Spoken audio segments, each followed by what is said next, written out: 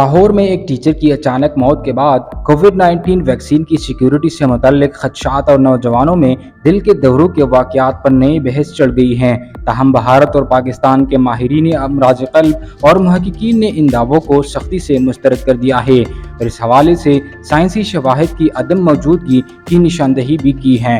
माहिरीन अमराज क़ल्ब का कहना है कि दुनिया भर में कोई भी मुतबर तहकीक ये साबित नहीं करती कि कोविड वैक्सीन से दिल के दौरे या अचानक अमवात में इजाफा हुआ है। उन्होंने वाज़ेह किया कि नौजवानों में अचानक हार्ट अटैक की वजूहात अक्सर मौरूसी अवामिल या तिबी मसाइल होते हैं, न कि शरियानों में रुकावट या वैक्सीन।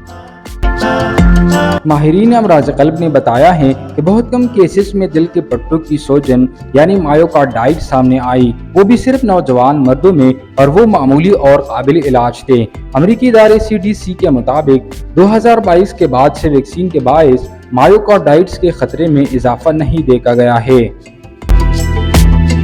नौजवानों में अचानक दिल के दौरों की असल वजूहात में से गैर सेहतमंद खुराक और तर्ज जिंदगी, जिस्मानी सरगर्मियों की कमी, सिगरेट नोशी और अल्कोहल का इस्तेमाल, जहनी दबाव, मोटापा और पहले से मौजूद मगर गैर तशख़ीसशुदा बीमारियां और मौरूसी असरात शामिल हैं। तिब्बी माहिरीन ने जोर दिया है कि दरअसल इक़दामात पर ज़रूर तवज्जो दी जाए। बाकायदा वर्जिश करना, दिल के लिए मुफीद ग़िज़ाओं का इस्तेमाल करना, ब्लड प्रेशर और कोलेस्ट्रॉल को काबू में रखना, तंबाकू के इस्तेमाल से गुरेज करना, सालाना मेडिकल चेकअप करना,